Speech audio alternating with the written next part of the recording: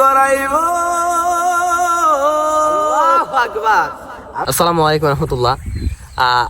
মোহাব্বতের ভাই হাফিজুর রহমান হুজাইফি সাহেব প্রফেশনাল বক্তা ভাই, কিন্তু ভাইয়ের সাথে একটি ওয়াজের চ্যালেঞ্জ আমি মনে মনে ভাবতেছি নিব, কিন্তু মনে মনে একটু রিস্কে পড়ে গেছি যে ভাইয়ের সাথে ওয়াজের চ্যালেঞ্জ মানে নির্ঘাত মৃত্যু।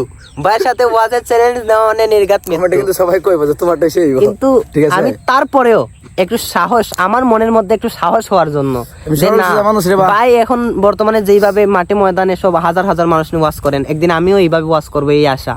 কিন্তু এটার জন্য সাহস প্রয়োজন। যদি একজন প্রফেশনাল হুজুরের সাথে দাঁড়িয়ে এই ওয়াজটা করতে পারি, তার মানে আমি হাজার হাজার মানুষের সামনে না ফার্ম না, মানে আমি দর্শকদের বলতেছি আপনার সাথে চ্যালেঞ্জ নেওয়ার কারণ যেটা আর কি, ওইটা বলতেছি যে না আমার সাহস হওয়ার প্রয়োজন আপনার সাথে আচ্ছা প্রথমে আমি যেহেতু আমারটা আপনারা অলওয়েজ শুনেন, তারপর আমি আগে গিয়ে ফেলি, আপনারা একটু অপেক্ষায় থাকেন আসল সুর শোনার জন্য। আমি শুরু করি। যিনি আমার শুরুর মালিক, যিনি আমার শেষের মালিক, যিনি আমাকে জীবন দান করেছেন, জীবন দান করার পরে কেউ মেম্বার হয়ে গেছে, ঠিক না ভাই? ঠিক। জীবন দান করার পরে মেম্বার হয়ে গেছে, চেয়ারম্যান হয়ে গেছে। জীবন দান করার পরে কেউ আবার এমপি হয়ে গেছে, কেউ আবার মন্ত্রী হয়ে গেছে।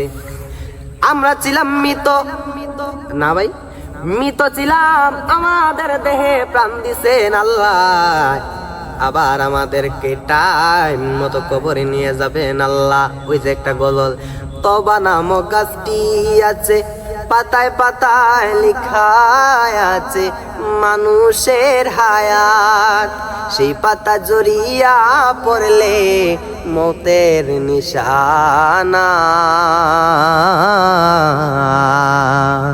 আজরাইল আসিলে কারো কফিয়তে চলবে না রে মানুষ, কফিয়তে চলবে না। এই জন্য যেই জায়গায় গিয়ে আমাদের হায়াত শেষ, ওই জায়গায় আজরাইল এসে হাজির হইয়া যাইব। অনেক মানুষ প্রবাসে গিয়ে মারা যায়, অনেক মানুষ আগুনে পুড়ে মারা যায় গো। মানুষগুলো বলে প্রবাসে না যাইলে লোকটা মারা যাইতো না। আমার আল্লাহ রাব্বুল আলামিন বলে দিলেন রে বান্দা, না না আমার বান্দা ওই জায়গায় গিয়ে মারা যাইব, আমি আল্লাহ তার জন্মের আগে লিখে রাখছি রে বাবা।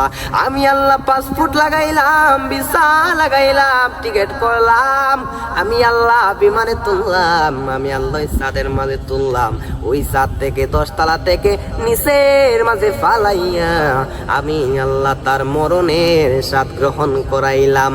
এইটা আমি হাসানের কাজ, হুজাইফি ভাইয়ের কাজ না, এইটা হলো এইটার আসল কারিগরের নাম হলেন আল্লাহ। এই জন্য অনেক মানুষ আগুনে পুড়ে মারা যায়। মানুষ বলে বিল্ডিং এ না উঠলে আগুনে পড়ে মারা যাইতো না, আমার আল্লাহ বলে ওই জায়গাতেও আমি আল্লাহ মরণ দিয়েছি। পানিতে পরে মারা যাইতো না, আমি আল্লাহ বললাম ওই পানির মাঝে তার মরণ লেখা আছে, এই জন্য ওই পানিতে পরে তাকে মারা যাইবে। জোরে জোরে কি আল্লাহু আকবার বলা যাবে না? আল্লাহু আকবার। আইরে আমি হুজাইফিরেও কি এমনি গোসল করাইব? আল্লাহু আকবার।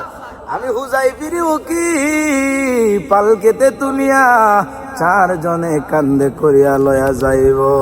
এরে আমার ছোট ভাই হাসান,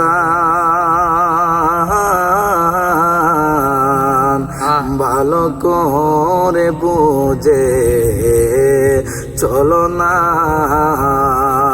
এই দুনিয়াতে জীবনে কোনো দিন মানুষরে কষ্ট দিও না। আল্লাহু আকবার। এই দুনিয়া থেকে যদি চলে যাও রে হাসান, এ ভাই তোমার নাম যেদিন মসজিদের মাইকে এলান হয়ে যাবে গো, ওই দিন তোমার কেউ হাসান বলে ডাকবে না। ওই দিন আমি হুজাইফি বলে ডাকবে না। ওই দিন এমপি বলে ডাকবে নারী, ওই দিন তোমার আমার নাম হবে লাশ। ওই লাশ নামটা হওয়ার আগে আগে আমরা ইমানদার হতে চাই কি চাই না? চাই, চাই। হাই রে, মানুষটা যখন মারা যায়, কেউ তারে কুসকুস সাবান দিয়া গোসল করায়, কেউ গরম পানি করে গো, কেউ আবার বাজারে যায় বাস কাটে, কেউ বাজারে যায় কাফন আনতে।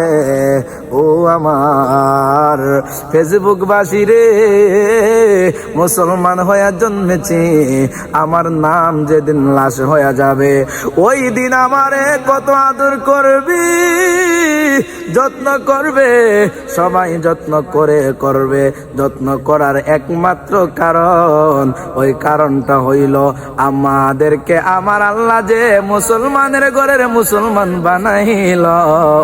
এই কারণে এই আদর পাই যদি হিন্দুর ঘরে জন্ম নিতাম, ইহুদি খ্রিস্টানের ঘরে জন্ম নিতাম, এই আদর পাইতাম নি। এই জন্য আমার ছোট ভাই হাসান অনুরোধ কইরা চা বাগানে বইলা দিয়া যায়, জীবনে কোনো দিন যদি বরদান দেওয়ার সুযোগ হয় বরদান দিতে পারবো, কিন্তু ইমান দিতে পারি না। ঠিক।